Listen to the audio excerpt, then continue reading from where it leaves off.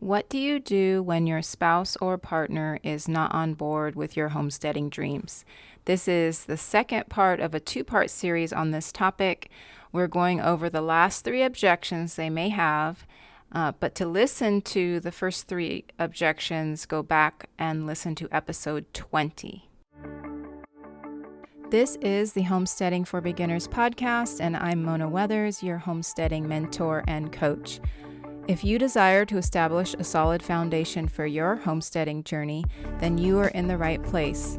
I'm here to show you how, in a way that is healthy for you, your family, and your community. I'll share stories from the past 20 years of my own journey and offer you actionable steps you can take to start and maintain a healthy homestead. The 6 objections I've been going over are objections that your spouse may have against the homesteading lifestyle. I went over 6. I'll just go over them really quick. But the cost of starting a homestead, giving up on modern conveniences, fitting in as a homesteader, their kids would be deprived and sheltered, family and friends will judge their lifestyle, and added work to their already busy life. So we're going over the last 3, which I'll start that in a second, but I just wanted you to make sure you go back and listen to the other 2. And again, this is not couple advice. This is not like marriage advice. This, if these things are dividing you and one spouse, if you want to start a homestead and your spouse doesn't, and it's really at the point where you're going to separate or something, then get counseling. Like, this is not in place of that. But I just wanted to, talk about these objections because it's really good to be able to think on both sides of the coin and be able to maybe just have a new perspective when you're thinking about this. And it's not, a lot of times people make their decisions based on the knowledge that they have. So it could be that you're finally able to see things from the side of the objection, and then that will enable you to present it in a different way. So that's what the whole purpose of this is. So let's get started. We're going to talk about the objection number 4, which is your spouse may be worried that your kids will be deprived and sheltered in this lifestyle. So one spouse may be thinking, yay, my kids will be wild and free living the homesteading life, while the other may be thinking the kids will have less opportunities to be with other kids because you live out in the country, which also means more kind of isolation in some cases. And the fear of the kids being too sheltered may be the objection. It's a legitimate thing. It's a legitimate objection if you think your kids are going to be too sheltered. So many homesteading families today are starting their journey with young kids, but one day that child will also be a preteen and a teenager, and their desire to be with their peers is going to be even stronger. So just keep that in mind as you're making these decisions. And if that's an objection your significant other has, be aware that that's legitimate, and just take it from that point of view. Homeschooling is often the choice of parents in this lifestyle as well. We homeschooled our kids. In fact, I'm in my 25th and last year of homeschooling, and I feel like I deserve an award or something. I've been in it for the long haul.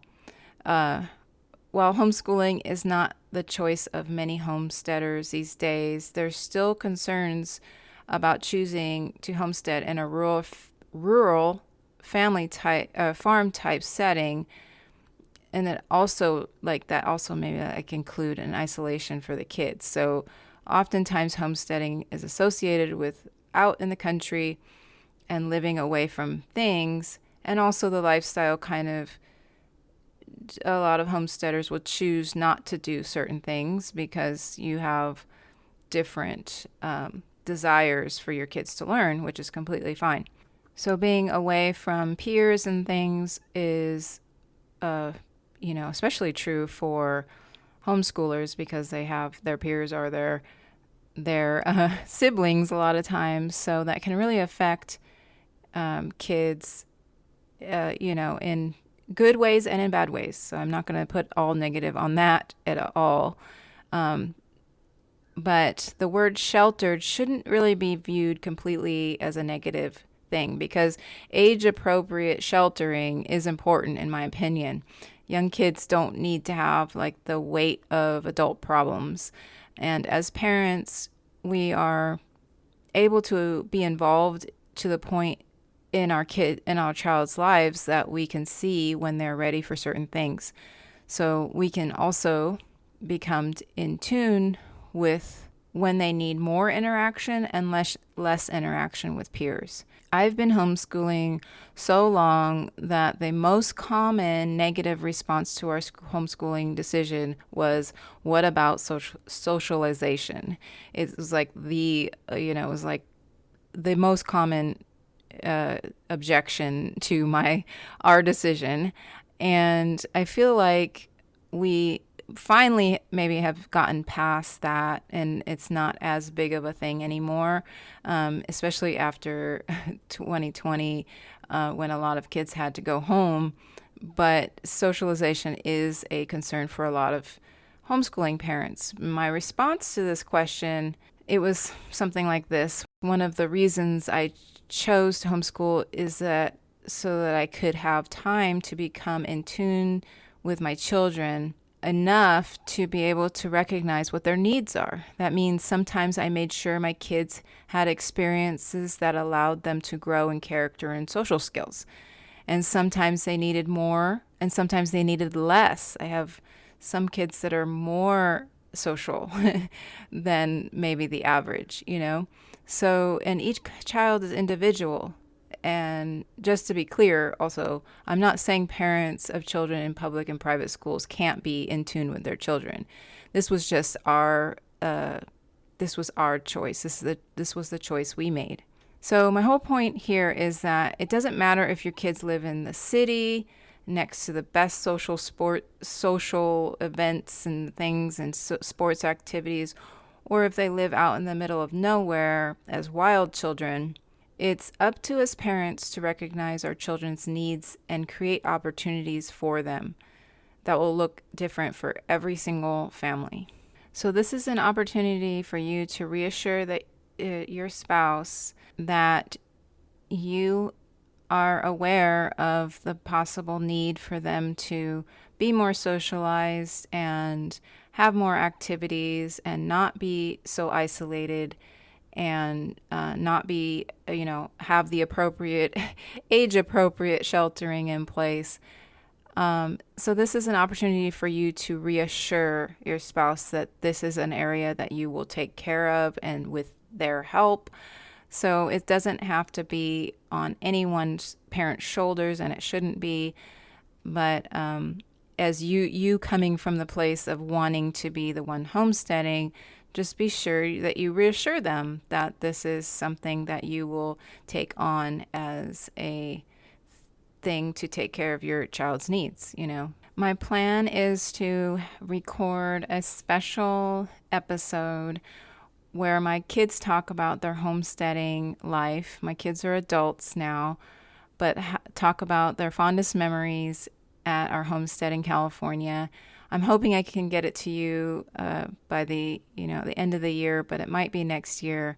So I just want you to keep that in mind, and you can hear straight from them how they felt about the homestead, at least their fondest memory, so that you can know that your kids will come out normal and they'll actually have fond memories of their homesteading experience and their homesteading upbringing.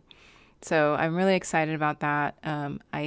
I love hearing my kids talk about their lives and their memories. So the next is objection 5, which is family and friends will judge their lifestyle. This one's going to be short because while I understand this concern, if you are the spouse or if you're not the spouse that deals with this, listen to what I have to say and maybe you can encourage. But if you are the spouse that is worried about this, hear my words. We can't live by the expectations of others. Other people can't live our lives for us. So make the most of the life you have and don't worry about what other people think.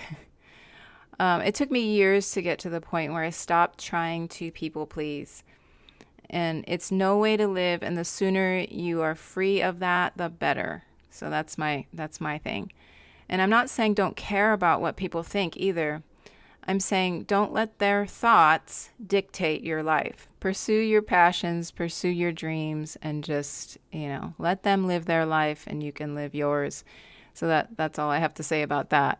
And then there is objection 6, which is added work to their already busy life. This is a real big one, I think. I think a lot of people, like one spouse is like, I'm all in. I don't think it's a big deal. We can just add this. And the other one's like, wait a minute, you're going to put all that on my plate. So chances are, if you're like most people in the world today, you're not just sitting around all day doing nothing. If you are a parent, you're likely really busy with kids and possibly you have a job. And the thought of adding more responsibilities just scares you.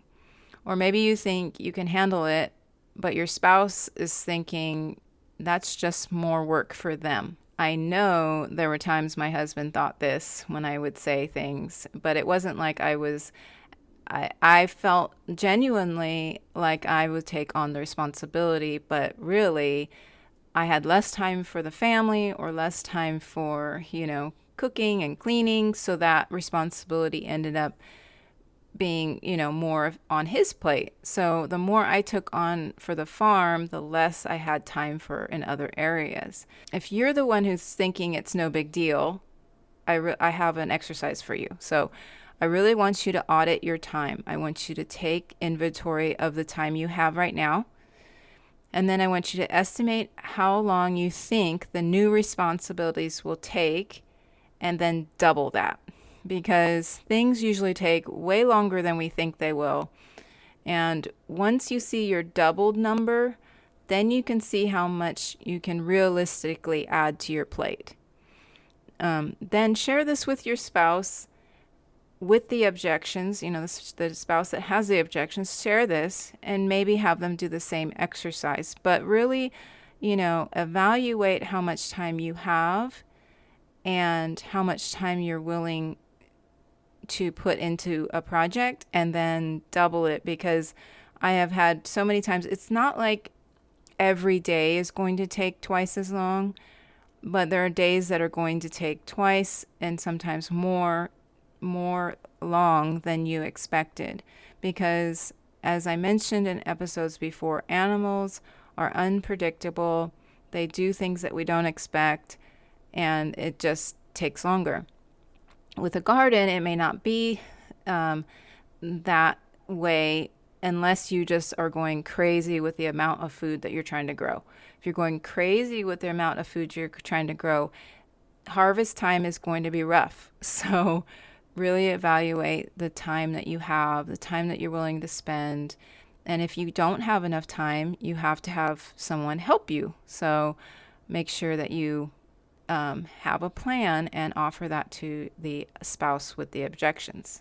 It would be best, though, if you just got really good at your chores list, the smaller chores list, or the chores list and the responsibilities that you're able to have, and then add the new ones. Don't have more forethought on this. Do it in a way that is a process where your skills become better and faster, and then you add more responsibilities. And then, also be willing to let go of things if things don't turn out the way you hoped it would and you're just going crazy, because you don't want your homesteading journey to be one where you feel like you're more busy than you ever were and you're really not able to enjoy the life that you have. So that's all I have for today. I hope you enjoyed this 2-part series. If you have any questions or have other objections you'd like to share, you can send me a message on Instagram, or you can email me at Mona at healthyhomesteading.com. So Mona at healthyhomesteading.com.